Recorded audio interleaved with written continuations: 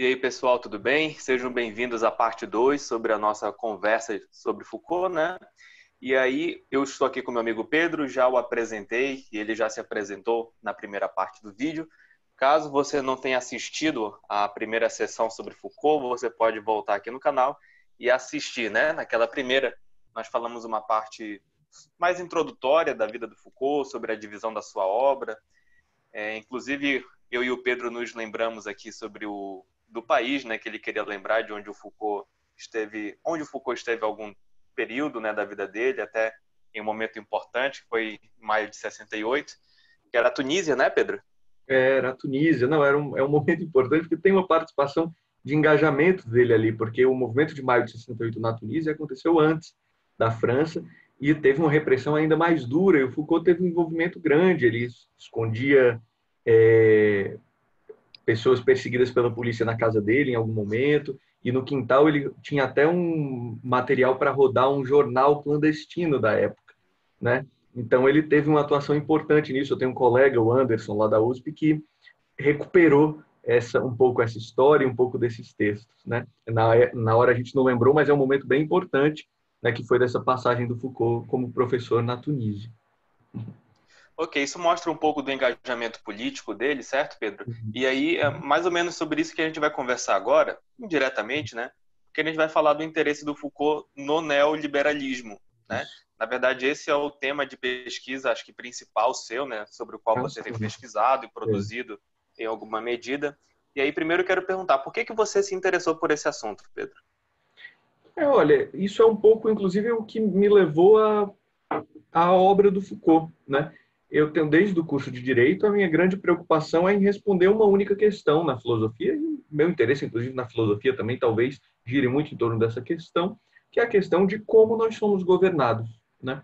Essa questão que dialoga, né, com que está ali inserida numa certa tradição ampla do pensamento da filosofia. Na filosofia, tudo a gente consegue retornar para questões fundamentais.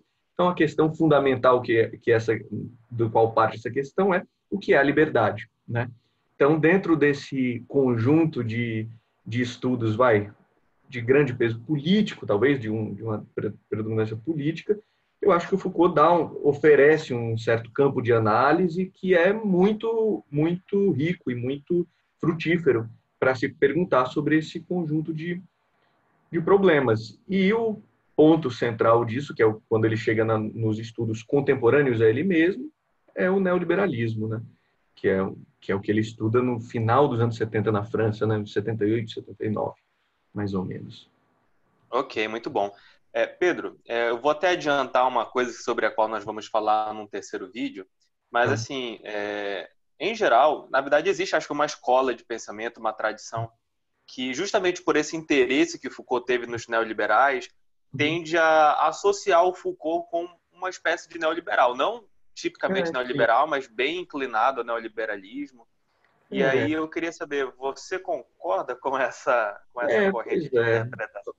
Eu particularmente não concordo em colocar o Foucault como um neoliberal por várias razões, assim, e eu posso explicar um pouco, talvez, um dos motivos que levou a essa leitura do Foucault. E veja, não são pessoas incompetentes que fizeram essa leitura, não.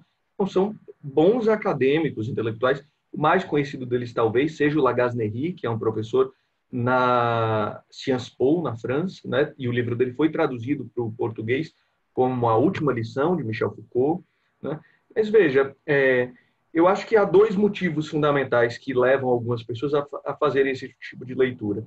O primeiro é o seguinte: quando você lê seriamente o Foucault, uma das coisas que você pode constatar na obra dele, principalmente nesse momento político, é que o Foucault ele não é um marxista, né?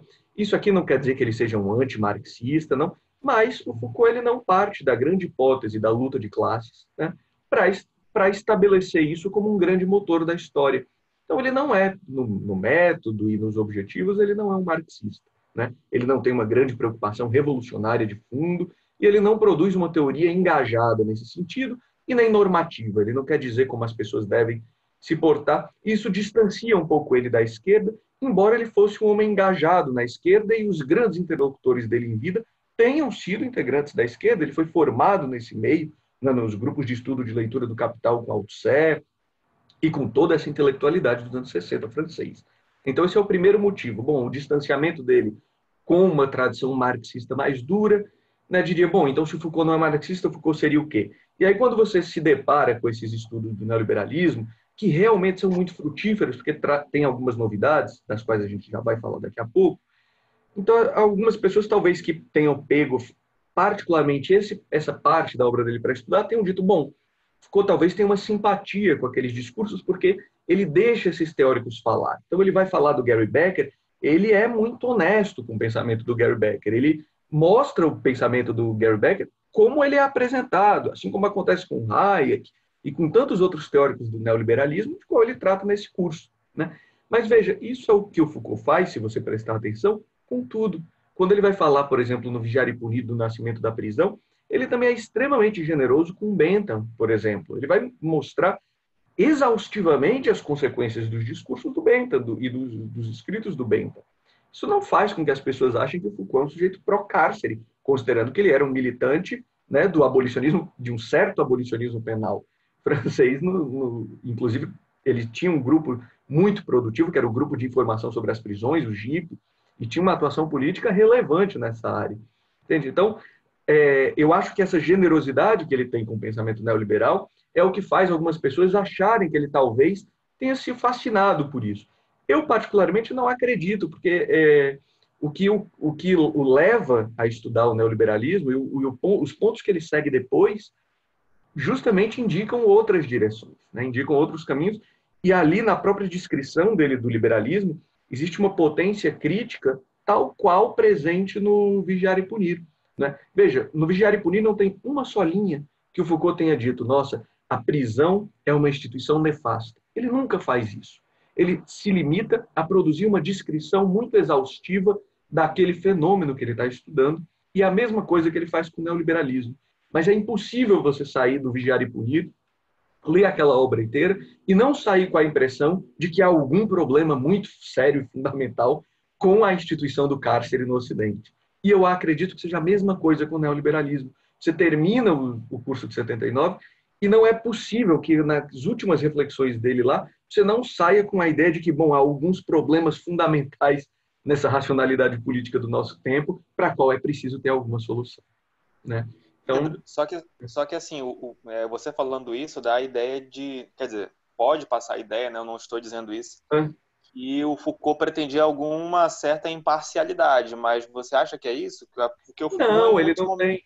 Não, ele não tem essa pretensão de neutralidade. Quando eu falo que ele quer fazer uma descrição, ele não acredita nessa figura da neutralidade. Ele sabe que isso está engajado em algum momento. Apenas ele não tem a pretensão de fazer uma literatura propriamente engajada, no sentido de que ele não está ali para formar revolucionários ou para militar, né?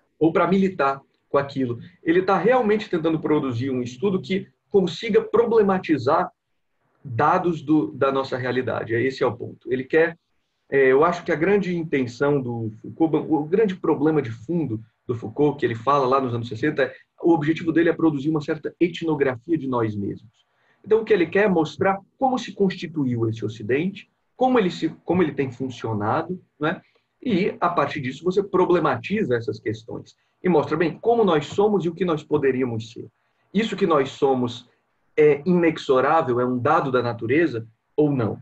E aí a questão do Foucault é que talvez não, né? Que tudo isso que nós somos, o nosso presente, que é a única ontologia possível de ser produzida para ele, que é essa ontologia do presente, né? Mostra um cenário de mutação perpétua possível, né?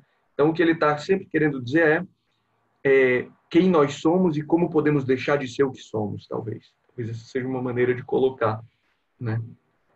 Entendi. Agora, uma coisa, na sua leitura, você acha que o Foucault enxerga o neoliberalismo como? Certamente não é uma ideologia para ele, né?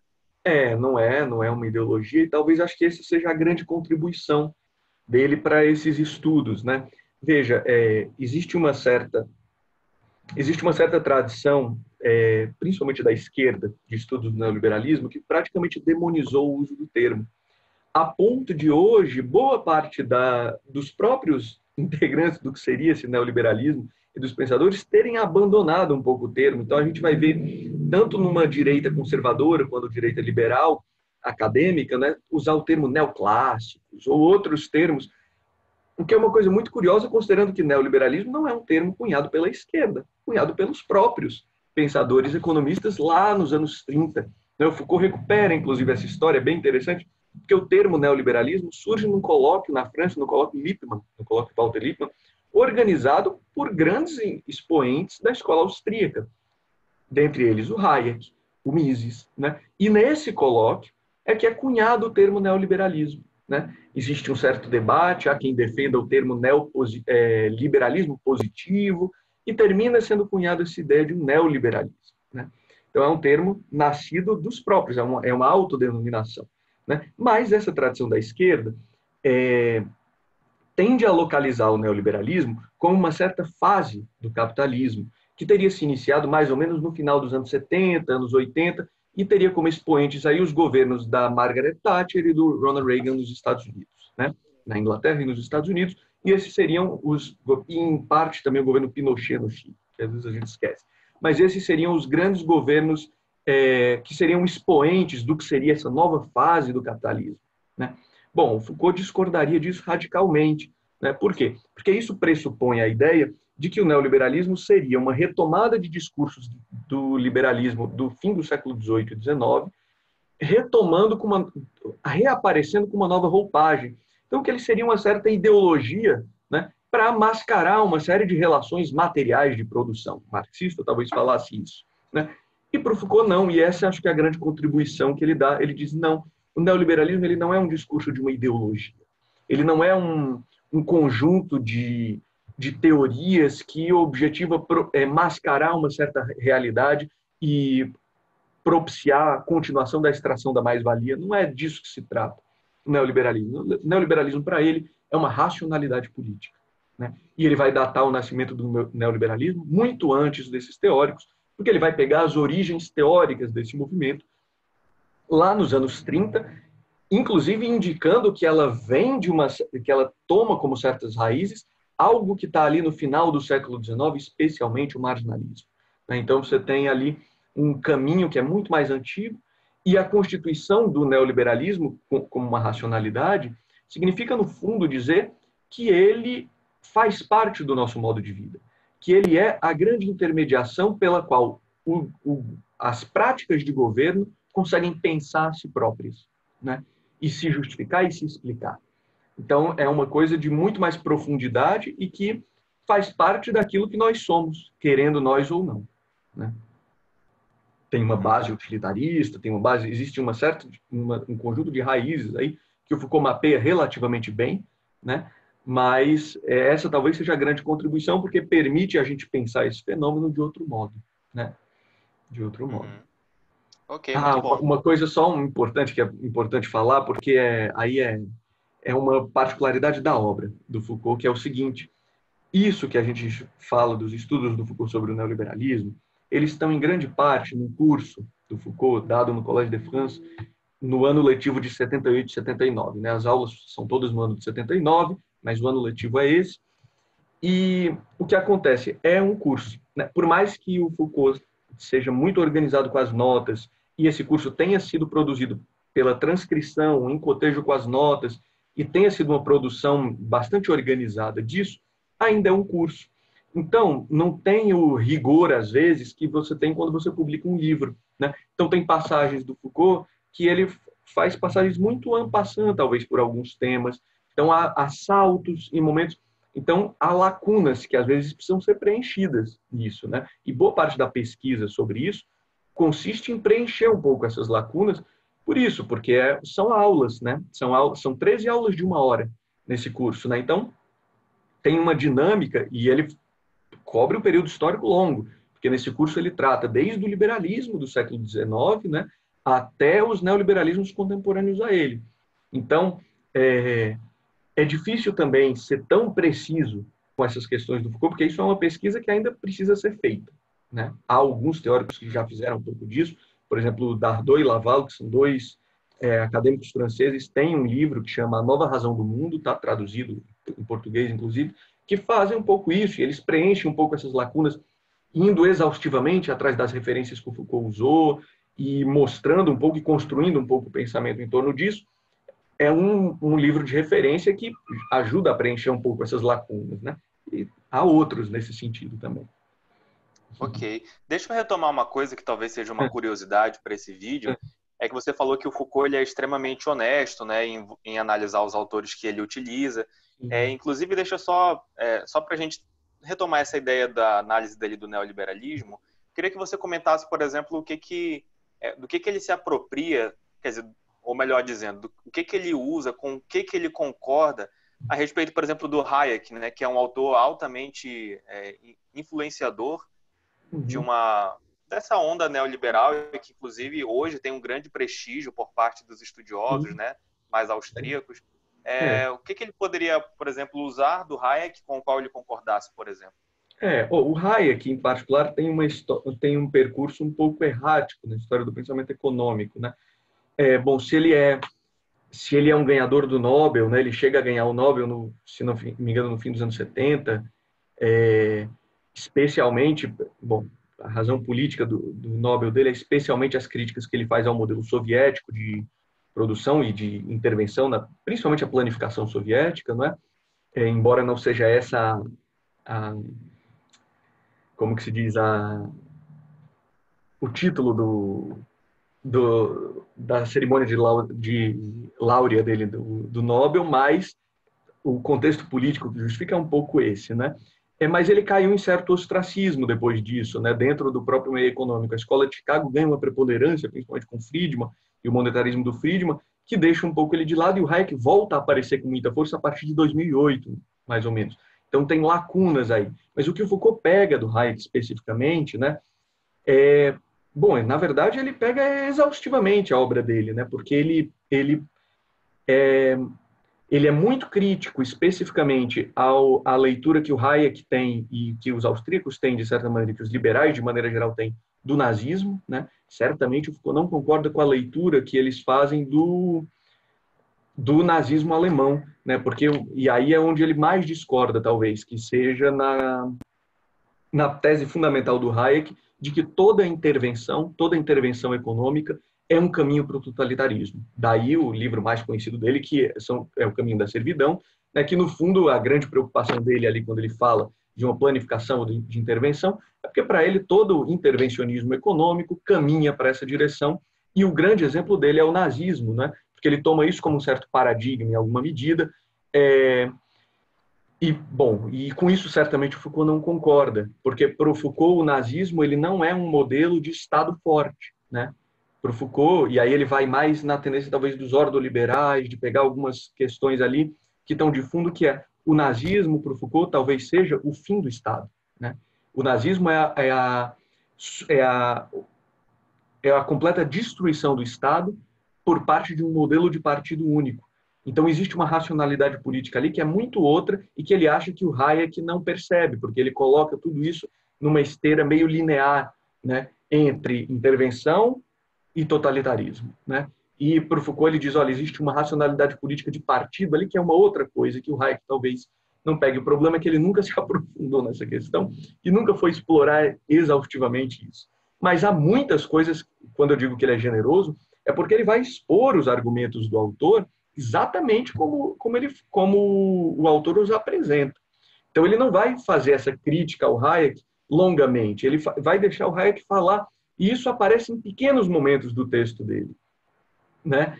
E há coisas que ele usa mais detidamente do Hayek. Por exemplo, a leitura que o Hayek faz do Adam Smith, né? Por exemplo, é algo que o Foucault acha particularmente brilhante, né? E ele tem razão mesmo, o Hayek tem uma compreensão de algumas coisas ali no Smith que a teoria econômica do nosso tempo não tem, né?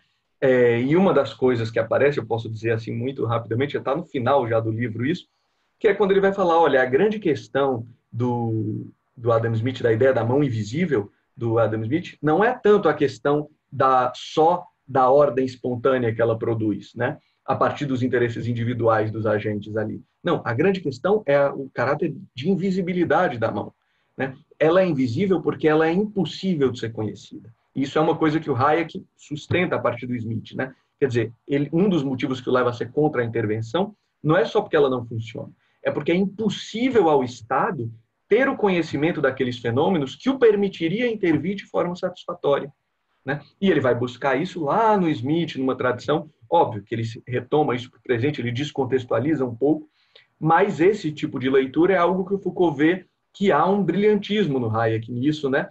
E ele usa isso, ele explica isso exaustivamente, né, no texto. Perfeito. Assim, Pedro, eu já vou encaminhar para a parte final do vídeo, né? A gente Tá. já está falando há um bom tempo sobre isso, Uhum. mas eu acho que essa postura do Foucault tem muito a ensinar para as pessoas. Assim, por exemplo, nós temos não só uma tendência de ver muita desonestidade ao tratar dos nossos inimigos, né, nas Uhum. apresentações públicas, de autores dos quais nós discordamos. Uhum. E aí eu acho que ele talvez possa nos ensinar um pouco sobre isso, né? Porque ele vai e busca uma tradição que era bem distinta do meio com o qual ele Uhum. cresce, né? Apesar de, como a Sim. gente já falou, o Foucault não poder ser considerado um marxista ortodoxo, longe É. disso ele estaria. Mas, É. assim, o Foucault, de maneira geral, ele pega autores bem distantes da criação dele, Sim. dialoga com eles, tem a honestidade de concordar com eles, de tratá-los de maneira honesta, né? E aí eu queria que você fizesse essa reflexão assim um pouco para a gente, o que que, por exemplo, esse lado neoliberal, um pouco mais vinculado à direita, poderia aprender com Foucault e o que o pessoal mais à esquerda também poderia aprender com essa tendência e com as obras do Foucault. Olha, é que é o seguinte, a forma como Foucault apresenta, na filosofia de maneira geral, a gente tende muito a querer a traçar uma certa história dos grandes debates filosóficos, dos grandes embates. Só que a verdade é que, principalmente né, a filosofia acadêmica que a gente teve, ela é muito pouco dessa maneira, né? E o Foucault está inserido nesse meio, né? Quer dizer, não é uma grande tradição de debates nesse sentido, ou de embates propriamente, né? É isso, veja, é evidente que o Foucault tem muitas críticas a toda essa tradição liberal, e é isso, ele estava num meio em que isso era quase um pecado ler esses textos, né, ou falar deles, né? Mas a academia não faz muito essas distinções nesse sentido, né? Então, é a mesma coisa eu estudo esses, é isso que eu leio hoje, sei lá, o que eu mais tenho lido talvez o próprio Hayek nos últimos tempos, e eu absolutamente não sou um adepto daquilo que ele está dizendo, né? Mas você precisa compreender aquilo, porque a compreensão do nosso tempo não passa só por aquilo que a gente gosta ou não gosta, né? E o entendimento do nosso tempo não pode ser só colocado nesse binômio, porque senão a gente entra nessa lógica que está posta no nosso tempo de guerra cultural, que não leva ninguém a lugar nenhum. Então, olha, para um lado mais à esquerda, talvez o que eu diria que o Foucault talvez tivesse a dizer era o seguinte: olha, não se apegue demais às categorias teóricas que a gente desenvolveu, principalmente no século XIX, como se elas fossem o único caminho possível para a verdade, né? Ou seja, não tente fazer uma luta política que toma as categorias de entendimento daquele tempo como o grande instrumento, o único instrumento que você tem de poder. Não seja o poder que você quer combater, né?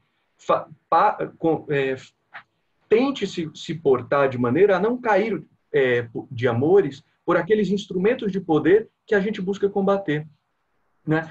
Então, não se apegue tanto à ideia, por exemplo, de luta de classes. Não porque ela seja errada ou certa, não é por isso, mas é porque se você toma isso única e exclusivamente como um dogma para compreender toda a realidade durante todo o tempo, isso não é uma inclusão, isso não é um processo de ampliação da visão de mundo, é um processo de restrição.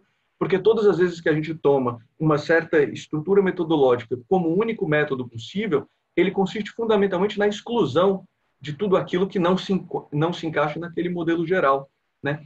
E aí, para a direita, aí eu talvez tivesse dois recados muito diferentes para dar, né? Para uma direita que ainda tem uma pretensão minimamente globalista, no sentido de inclusão da globalidade inteira, né, ou de todo o globo, dentro de certas racionalidades, dentro de uma certa racionalidade política liberal, ou seja, dentro de uma direita que ainda seja, em alguma medida, neoliberal na forma como Foucault concebia esses neoliberais, principalmente de Chicago, dos austríacos, né?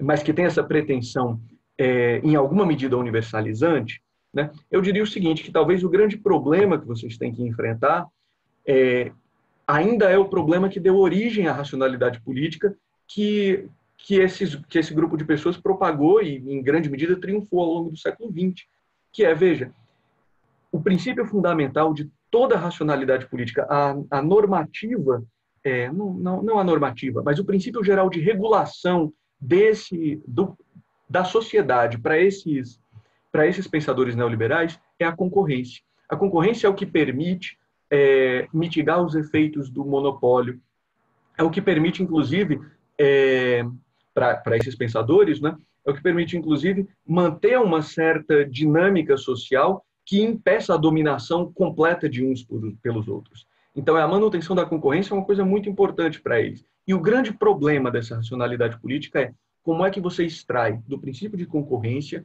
que é um princípio fundamentalmente desagregador, porque a concorrência de mim com você nos distancia, como extrair desse princípio de concorrência um fator agregador da sociedade. Esse é o grande problema do neoliberalismo do século XX, e que ele dá uma série de soluções, todas elas de âmbito institucional. E elas se tensionam em algum momento, que é como nós estamos agora, que é o complexo institucional que foi erguido para poder fazer com que essa sociedade se mantivesse coesa sobre a base de um princípio de dispersão, né, se tornou muito custoso. E hoje a gente vê uma crise dessas instituições. Então, a grande questão que eu colocaria é essa: como fazer isso? Agora, existe desse problema de desarticulação das instituições, surge um outro grupo, que é o que hoje a gente classifica talvez como a extrema-direita ou uma direita populista no âmbito internacional, que é aquela do Trump, do Orbán, do Bolsonaro aqui no Brasil e de outras figuras que despontaram nesse modelo, que fundam sua racionalidade política ainda no princípio de concorrência, mas que se pautam na constituição de grupos segmentados desse todo. Ou seja, ela já não tem uma abrangência, uma pretensão a essa universalidade. E aí o que eu perguntaria para essas pessoas, o que o Foucault teria a perguntar é: bom, mas vocês querem abrir mão desse todo? É isso que vocês querem fazer, afinal de contas? Né? Vocês querem realmente assumir um modelo em que o governo seja só para alguns grupos? E qual é o preço que isso vai cobrar? E que concorrência você vai ter quando o seu modelo de governo separa eu e os outros? Né? Então, que tipo de aglutinação política você quer constituir a partir da construção de uma racionalidade política fundada na segmentação? Né? Essa seria uma questão que ficaria, talvez, para essa nova direita. Né? Ok. Bem, Pedro, acho que eu vou finalizar já o vídeo por aqui. Eu quero Tá já adiantar que a gente vai ter uma parte 3 da conversa, ou 4, 5, 5, 6, 7 parte. Mas pelo menos no plano agora, só para adiantar o que a gente vai tratar no próximo vídeo, a gente vai querer comentar também sobre um opositor assim mais contemporâneo de Foucault, né? Que foi contemporâneo a Foucault também, mas que morreu bem mais recente, né? Que foi o Roger Scruton. E aí, porque o Roger Scruton, ele faz algumas críticas, né, ao Foucault, e a gente vai deixar um próximo vídeo para comentar as críticas dele, fazendo uma espécie de diálogo. Tudo bem? Tudo bem. Então, agradeço aí pelo Pedro, agradeço pela sua atenção. Então, nos vemos no próximo vídeo. Forte abraço. Até a próxima, gente.